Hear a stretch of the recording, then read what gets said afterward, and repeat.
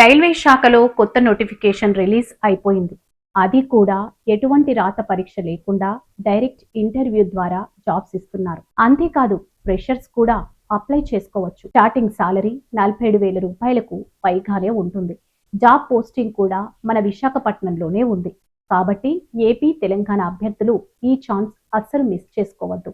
ఈ వీడియోలో పూర్తి డీటెయిల్స్ క్లియర్ గా తెలుసుకుందాం. ఈ రిక్రూట్మెంట్ మనకి మినిస్ట్రీ ఆఫ్ రైల్వేస్ కింద పనిచేసే కొన్కన్ రైల్వే కోఆపరేషన్ లిమిటెడ్ నుంచి వచ్చింది. ముఖ్యంగా safety officer, junior technical assistant, project engineer వంటి పోస్టులను భర్తీ చేస్తున్నారు.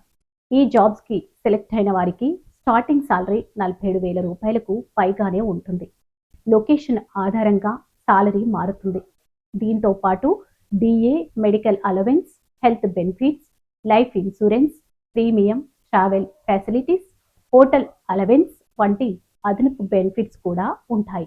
ఈ నోటిఫికేషన్లో ముఖ్యమైన విషయం ఏంటంటే ఎటువంటి రాత పరీక్ష లేదు, అప్లికేషన్ ఫీ లేదు.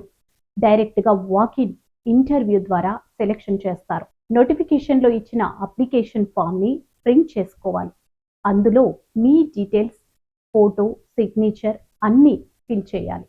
దీంతో పాటు క్వాలిఫికేషన్ జిరాక్స్ కాపీస్ మరియు ఒరిజినల్ డాక్యుమెంట్స్ తీసుకొని డైరెక్ట్గా ఇంటర్వ్యూకి వెళ్ళాలి.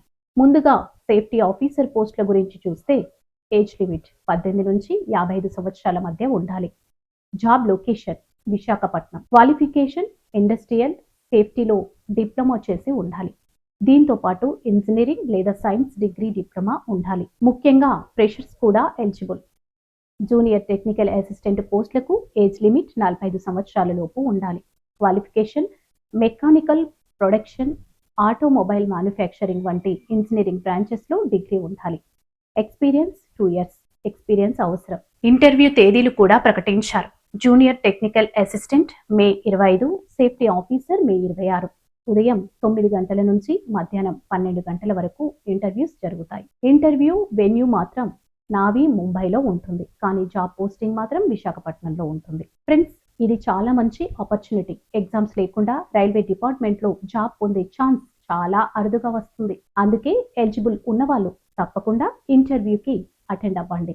ఇంకా మీకేమైనా డౌట్స్ ఉంటే కామెంట్స్లో చెప్పండి. వీడియో నచ్చితే లైక్ చేయండి, షేర్ చేయండి. డిఆర్ ఫోకస్ ఛానల్ని సబ్స్క్రైబ్ చేసుకోవడం మర్చిపోవద్దు.